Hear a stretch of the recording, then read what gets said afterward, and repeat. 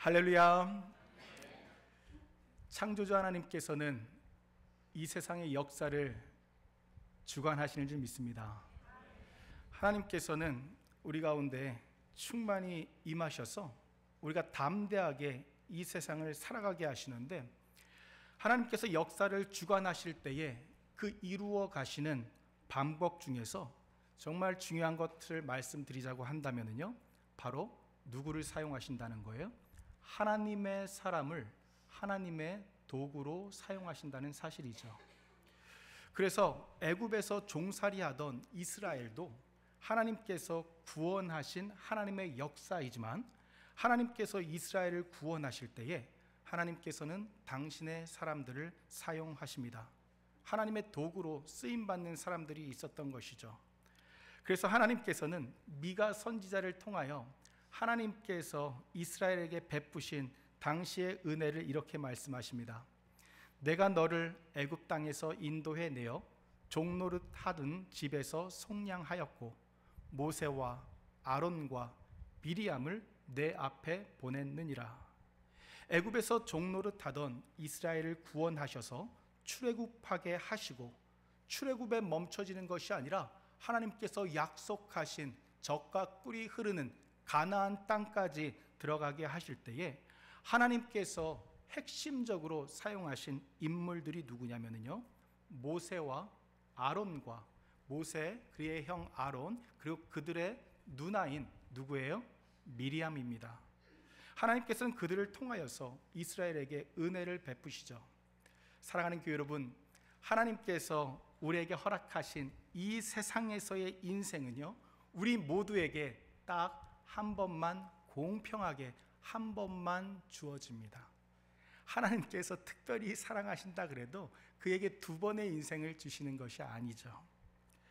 이러한 인생, 한 번만 살아가는 이 인생을 가치 있게 살아가는 방법은 무엇일까요?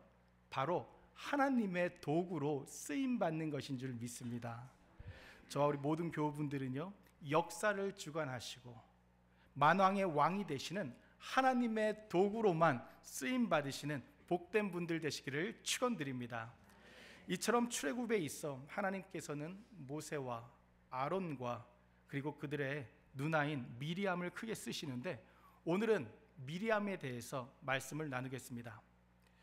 애굽 왕 바로는 백성들에게 명령을 하죠. 히브리 가정에 아들이 태어나거든 나일강에 던져 죽이도록 명령을 합니다. 하지만 딸이거든 살려서 키우라고 하죠. 그러한 때에 레위 지파 가정에 모세가 태어납니다. 가족들은 모세를 숨기지만 석 달 정도가 되어지자 더 이상 숨길 수가 없고, 그래서 갈대 상자에 이 아기를 넣어서 나일강에 띄웁니다. 그때에 미리암은 성경에 이렇게 처음 등장합니다. 함께 읽겠습니다. 시작.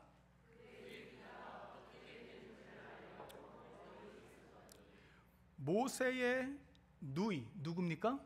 미리암입니다. 네, 제가 미리 정답을 드렸죠. 네, 미리암입니다. 참고로 이제 이들의 어머니가 요게벳이잖아요. 성경에 보면은 요게벳의 자녀로 이렇게 3명만이 기록이 되어지는 거예요. 누가 가장 올디스트 원입니까? 네, 미리암이에요. 그리고 나서 다음에 아론, 그리고 모세가 나오게 되죠. 이제 미리암이 어린 아이 모세, 자신의 동생 모세를요, 갈대 상자에 넣고 나일강에 띄우죠. 그런데 그때에 이제 누가 나타났냐면은 바로 왕의 딸인 공주가 나타납니다. 그래서 공주가 이 아이 모세를 보게 되죠. 그때 미리암은 공주에게 가서 이렇게 얘기합니다. 제가 히브리 여인 중에서 이 아이를 키울 수 있는 유모를 소개해 드릴 수 있습니다.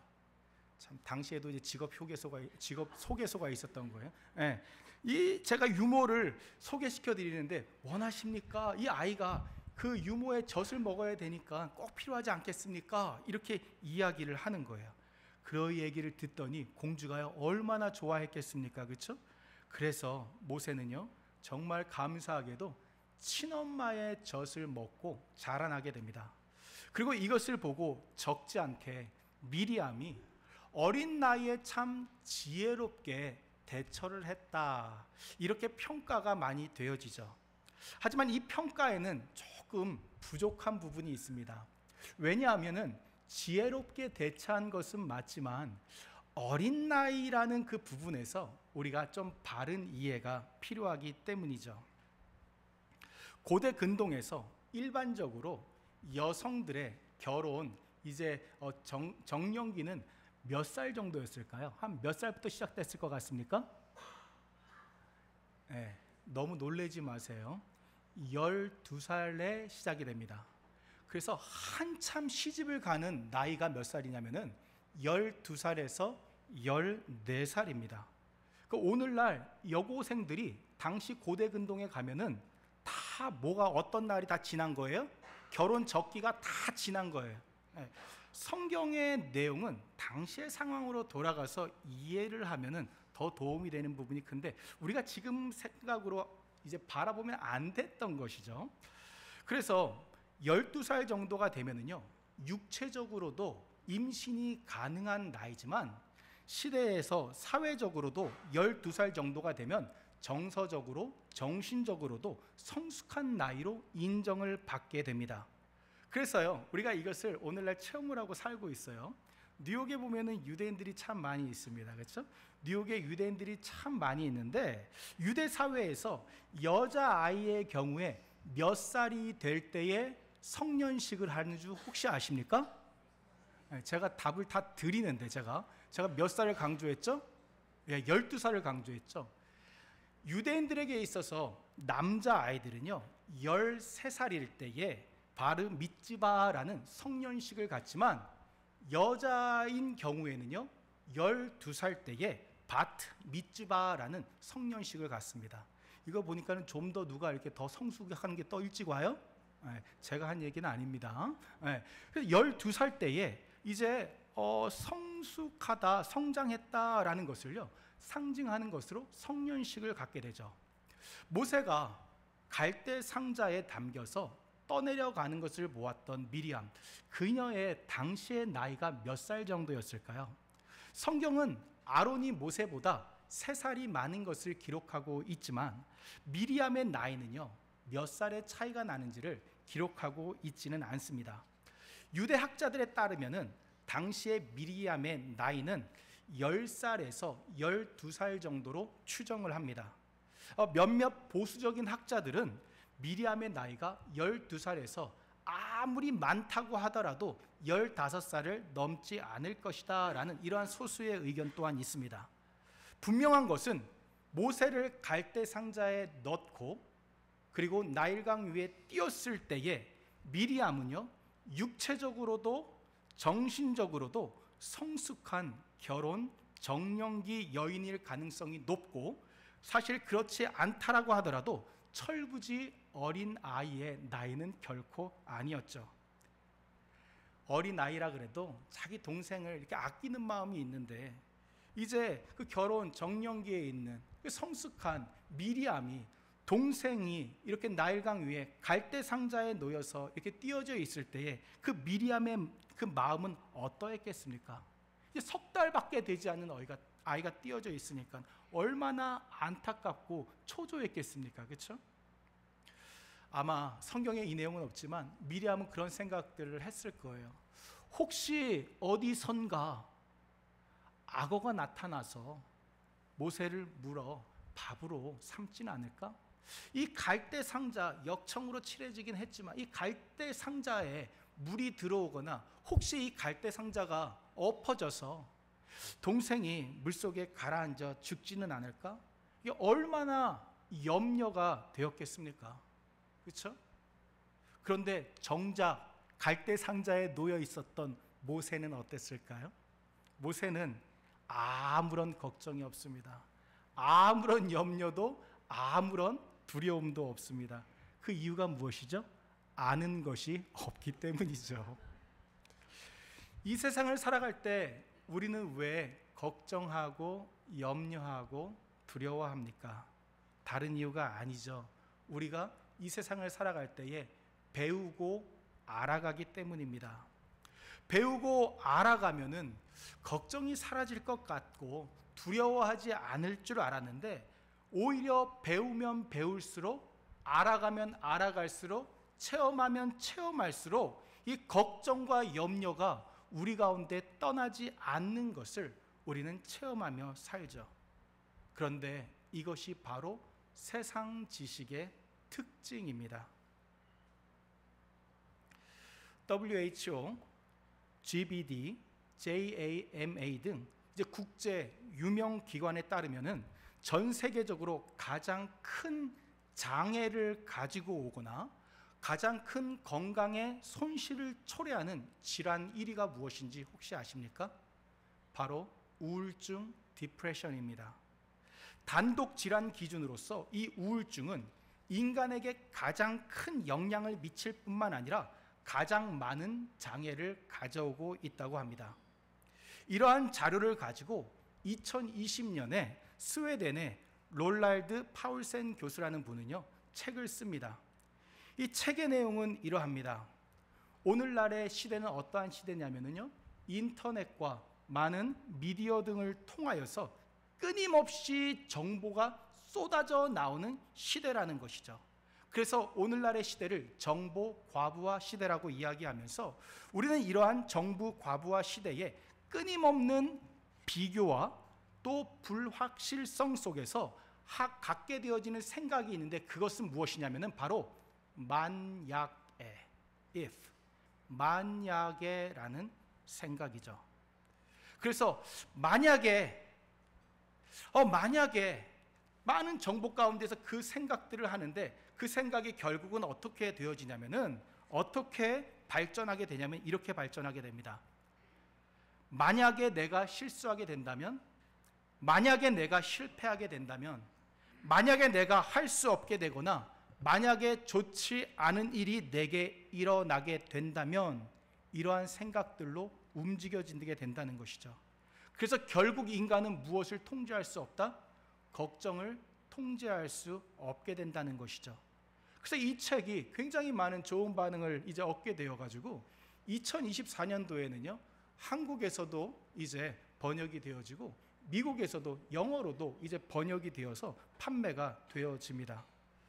그래서 이 책이 얘기하는 그 대책은 무엇입니까? 우리에게 무엇이 필요하다라는 것이냐면요, 현실 상황을 인정을 하고 생각하지 말고 무엇해라? 행동을 해라 라는 것이 이 책의 주된 내용 중에 하나이죠. 왜냐하면 생각은 그 어떠한 것도 바꿀 수 없지만 행동은 상황을 바꿀 수 있는 힘이 있기 때문이다 라고 이야기를 합니다.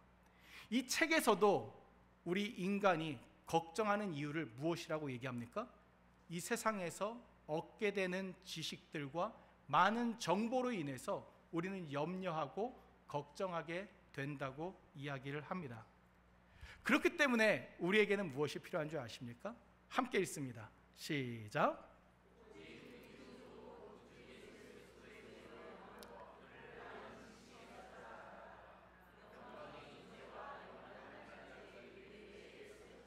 아멘.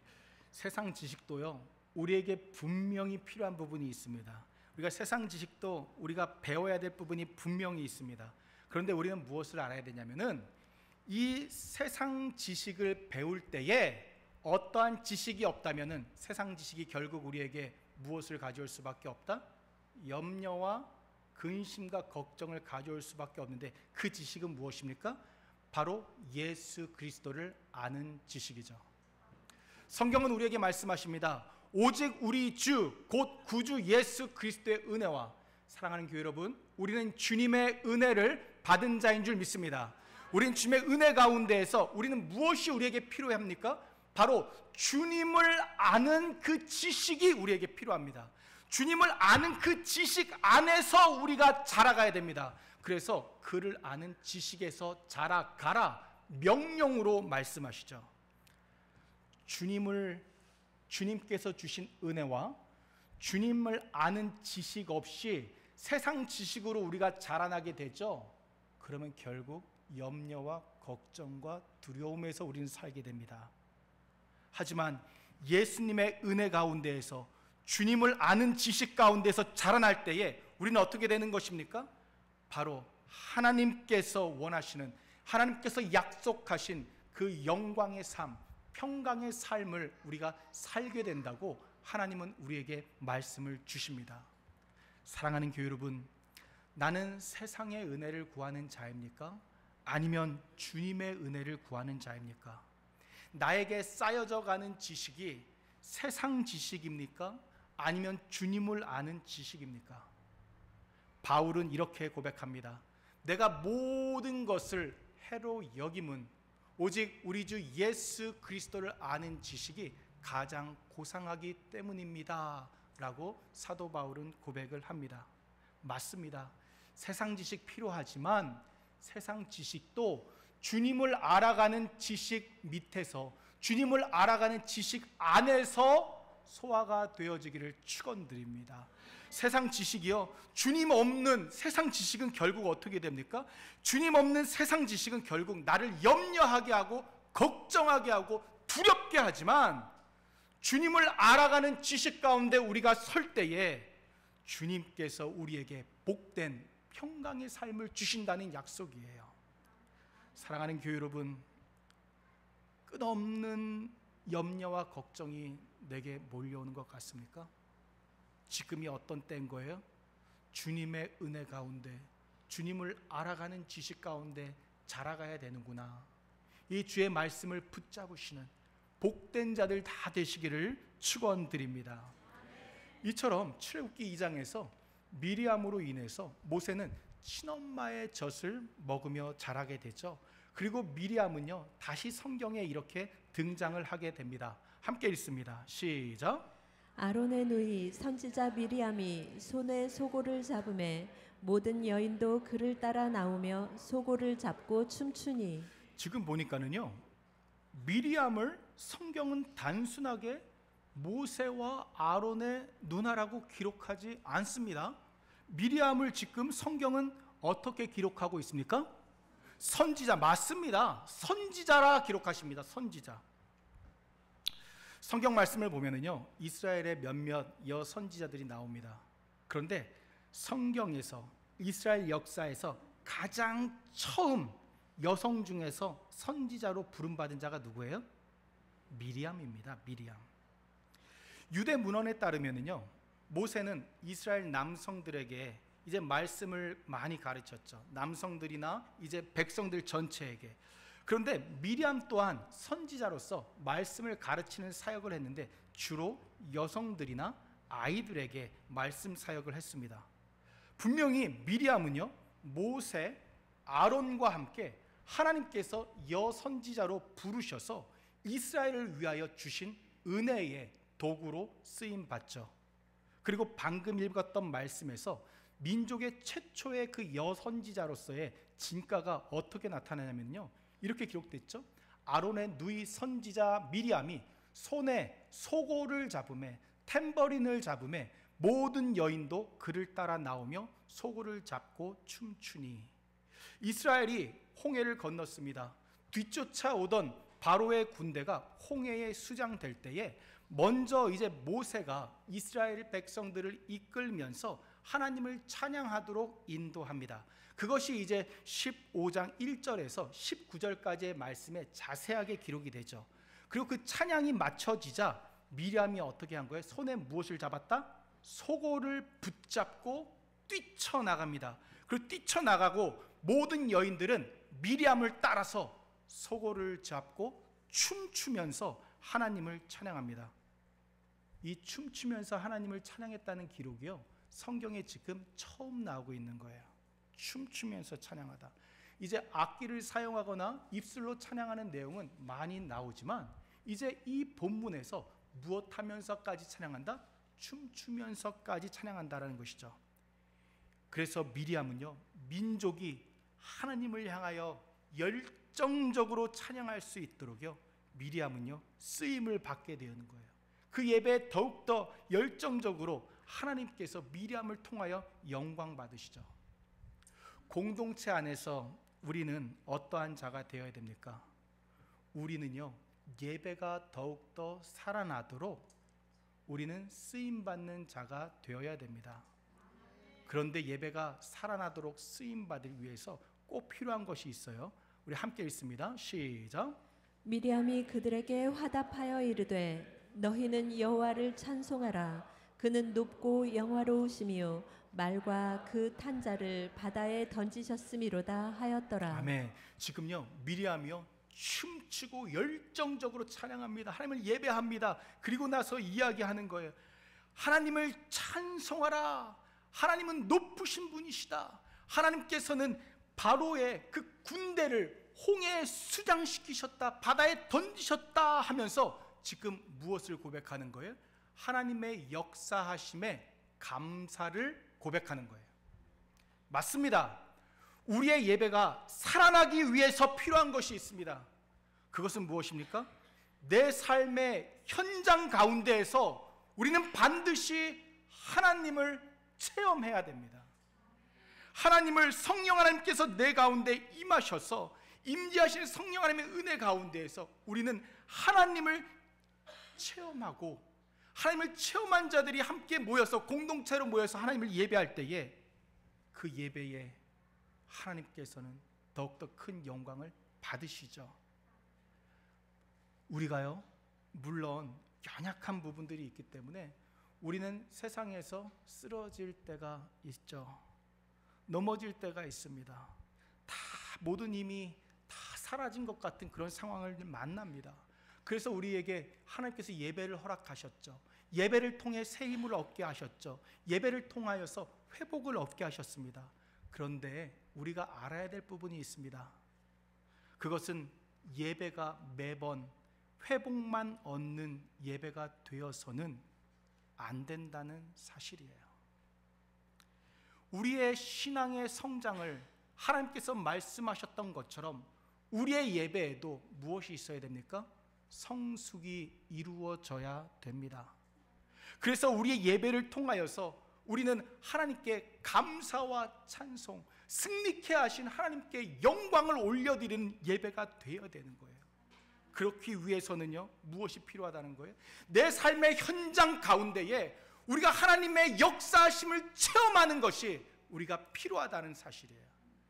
가정에서 살아갈 때에, 생업의 현장에서 살아갈 때에, 그때에도 우리 하나님은 살아계시는 줄 믿습니다. 그 살아계신 하나님을 우리가 체험해야 되는 거예요. 그 살아계신 하나님을 체험하고 그 감사함 가운데 모여서 우리가 하나님을 예배할 때에 우리의 예배를 하나님께서 기쁘게 받으시며 우리의 예배가 더욱더 감사함 가운데 살아나게 되는 것이죠.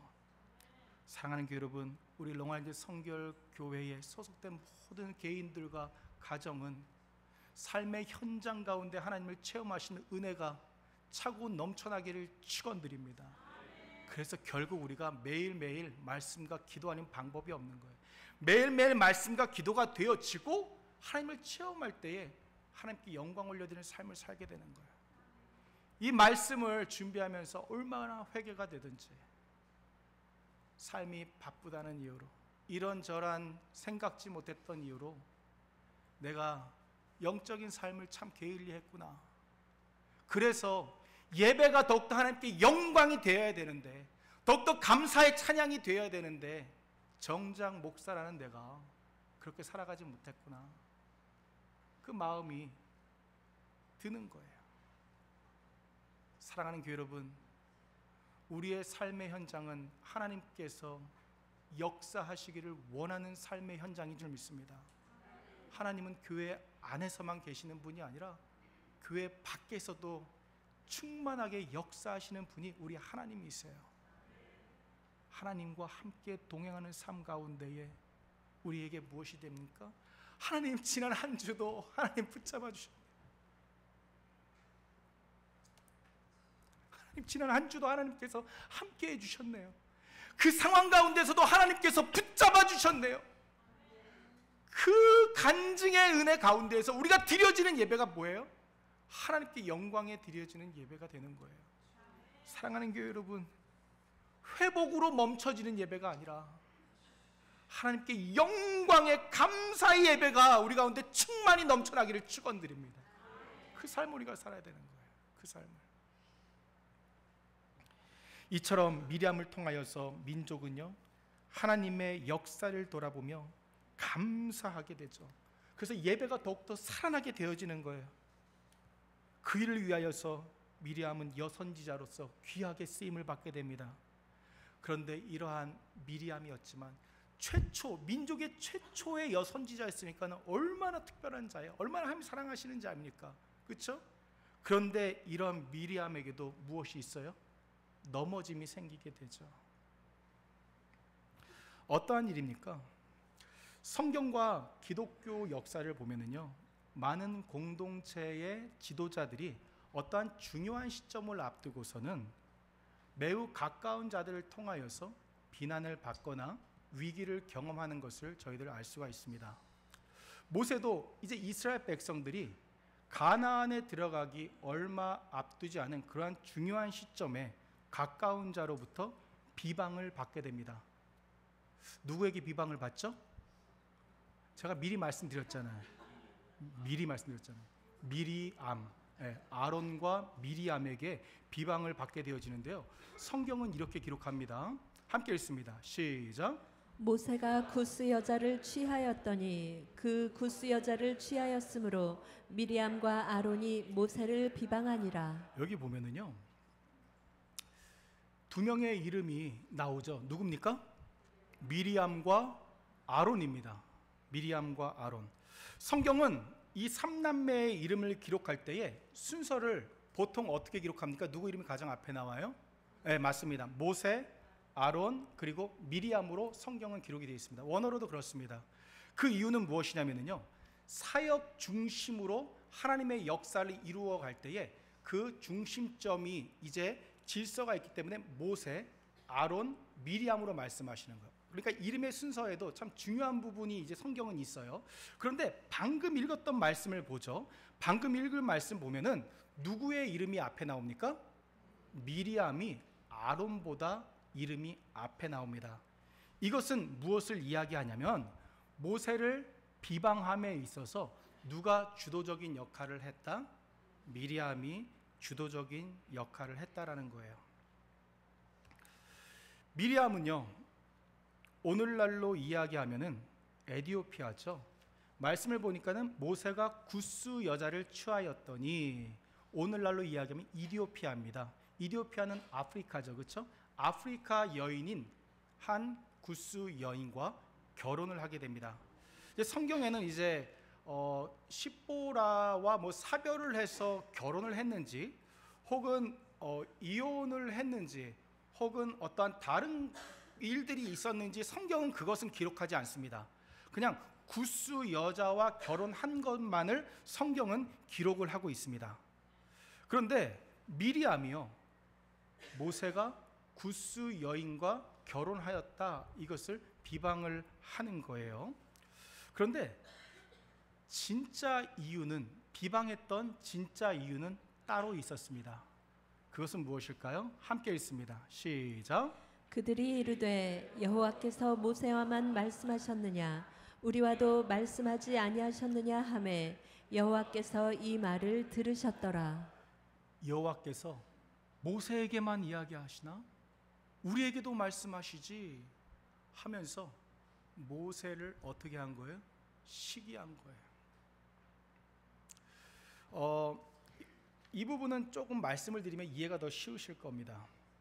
성경에서 이스라엘 백성들은 애굽에서 가나안 땅에 들어갈 때에 하나님께서는 이스라엘 백성들에게 누구 여인과 어디 여인과 결혼하지 말아라라고 법을 주시죠.